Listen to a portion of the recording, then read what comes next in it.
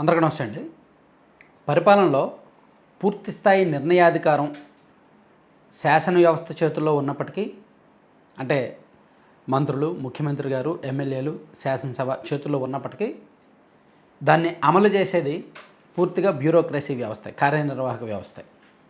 అయితే ఇందులో కలెక్టర్ల పాత్ర చాలా కీలకం, ఐఏఎస్ల పాత్ర. ఎందుకంటే వీళ్ళు చిన్నప్పటి నుంచి చదువుకొని ఒక అత్యుత్తమ ట్రైనింగ్ తీసుకొని కలెక్టర్లు అవ్వడం కోసం, ఐఏఎస్ ఎగ్జామ్లో పాస్ అవ్వడం కోసం సుదీర్ఘంగా వీళ్ళు చదువుతారు, అన్ని సబ్జెక్టులు చదువుతారు.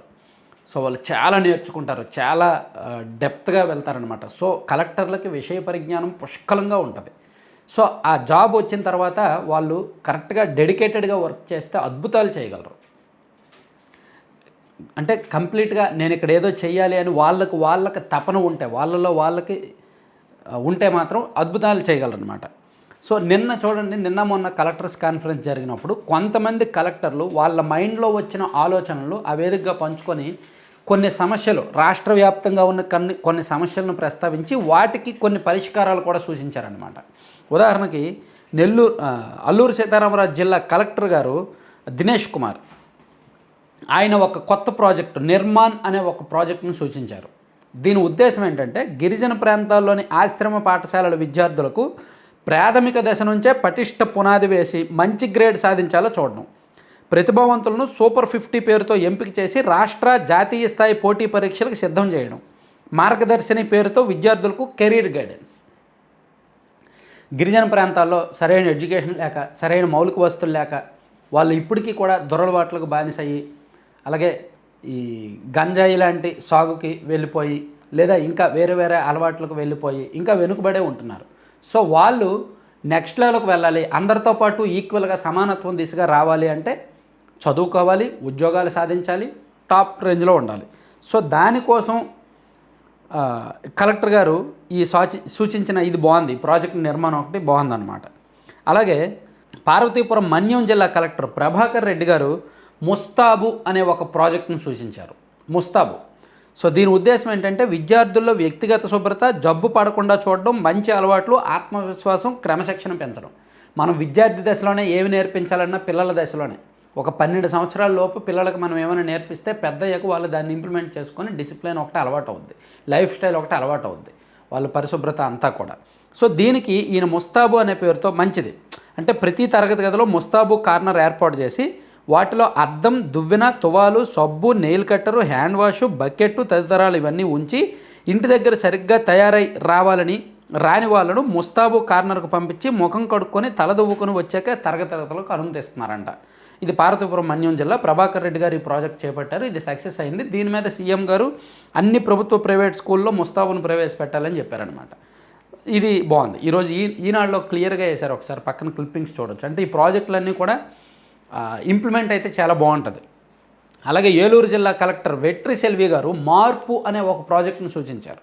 నాటుసారా తయారు చేసే కుటుంబాలతో ఈ వృత్తి మాన్పించి ప్రత్యామ్నాయ ఉపాధి చూపించడం. నాటుసారానే కాదు, గంజాయి సాగు చేసే కుటుంబాలకు కానీ, ఈవెన్ పొగాకు సాగు చేసే కుటుంబాలకు కూడా ప్రత్యామ్నాయం చూపించవచ్చు. గత 10 ఏళ్లుగా సారా తయారీలో ఉంటూ కేసులు ఎదుర్కొంటున్న 226 కుటుంబాలను ఎంపిక చేసి కౌన్సిలింగ్ ఇచ్చి 40 కుటుంబాలకు ముందుకు వస్తే వాళ్ళకు 31 లక్షలు రుణం ఇప్పించి వారు పశువుల పెంపకం, మాంసం దుకాణం, కుండల తయారీ వంటి యూనిట్లు పెట్టుకొని నెలకు 8,000 నుంచి 15,000 వరకు సంపాదిస్తున్నారు. సో ఈ ప్రాజెక్టు మార్పు, దీనికి రాష్ట్ర వ్యాప్తంగా అమలు చేయాలని సీఎం గారు సూచించారనమాట.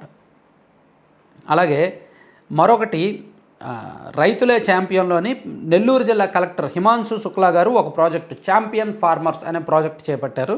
దాన్ని అందుబాటులో ఉన్న జలవనరులతోనే సాగు విస్తీర్ణం పెంచడం, వరికి ప్రత్యామ్నాయ పంటలను ప్రోత్సహించడం, ఎరువులు, క్రిమిసంహార మందులు తగ్గించడం. ఇది నెల్లూరు జిల్లాలో ఇంప్లిమెంట్ చేశారు. సీఎం గారు రాష్ట్ర వ్యాప్తంగా కూడా దీన్ని ఇంప్లిమెంట్ చేస్తే బాగుంటుందని చెప్పారు. అలాగే 5వది ఆహారం శుచిగా, శుభ్రంగా, రుచిగా. కడప జిల్లా కలెక్టర్ చెరుకూరి శ్రీధర్ గారు దీన్ని మీటింగ్లో ప్రస్తావించారు. ఇక్కడ పవన్ కళ్యాణ్ గారు కూడా కొన్ని వంటగదుల నిర్మాణానికి ఆయన సొంత డబ్బులు ఇవ్వడంతో సొంత నిధులు ఇచ్చారనమాట. సో దాన్ని కూడా ఇచ్చారు. ఈయన చేపట్టిన ప్రాజెక్టు పేరు ఏంటంటే ఆహారం శుచిగా, శుభ్రంగా ఉండడానికి ఇది. సో లక్ష్యం మధ్యాహ్న భోజన పథకంలో శుచి, శుభ్రత, నాణ్యత ప్రమాణాలు పెంచడం, పిల్లలకు పోషకాహారాన్ని అందించడం, పర్యావరణ రహిత వంటశాలలు.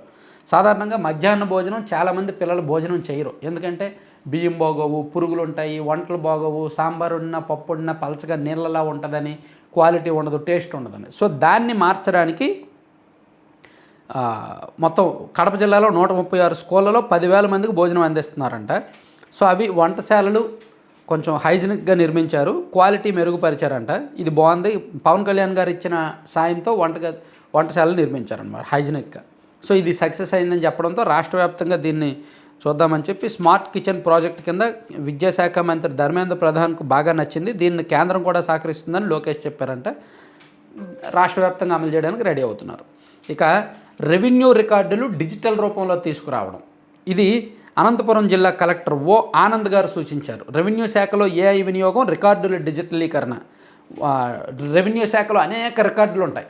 అందులో సాధారణంగా ఎవరికేంటో సామాన్యులకు అర్థం కావు. అడంగల్ అంటారు, ఆర్ఎస్ఆర్ అంటారు, 1B అంటారు, తర్వాత 10 క్లాజ్ 1 అంటారు, ఆర్హెచ్ కాపీ అంటారు, సీలింగ్ అంటారు, డీకేటీ డిస్ప్యూట్ రిజిస్టర్లు, ఇలా అనేక రికార్డులు ఉంటాయి.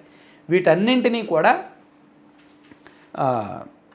ఒక వెబ్సైట్లో డిజిటలీకరణ చేసి ఏఐ సాంకేతికత వినియోగించి డిజిటలీకరణ చేయాలనేది చెప్పారంట. ఇది ఆల్రెడీ 3 లక్షల ఖర్చుతో స్కాన్ చేసి ఆన్లైన్లో ఉంచారు అనంతపురం జిల్లాలో. ఇది సక్సెస్ అయింది. ఇప్పుడు దీన్ని ప్రాజెక్ట్ 2 చేపడుతున్నారు. సో దీని మీద కలెక్టర్ గారు చెప్పడంతో సీఎం గారేమో రెవెన్యూ రికార్డుల్లో పారదర్శకత పెంచడానికి ఇది బాగుంటుంది, రికార్డులను ఎవరు ట్యాంపరింగ్ చేయకుండా ఉపయోగపడుతుంది, రాష్ట్ర వ్యాప్తంగా ఇంప్లిమెంట్ చేద్దామని చెప్పారంట. సో ఇది ఈ 6 విధానాలు బాగున్నాయి. ఇట్లా కలెక్టర్లు వాళ్ళ జిల్లాల్లో ఎంత ఇనిషియేటివ్, ఎంత కొత్తగా ఆలోచిస్తే అంత మంచి ఆలోచనలు వస్తాయన్నమాట. Thank you.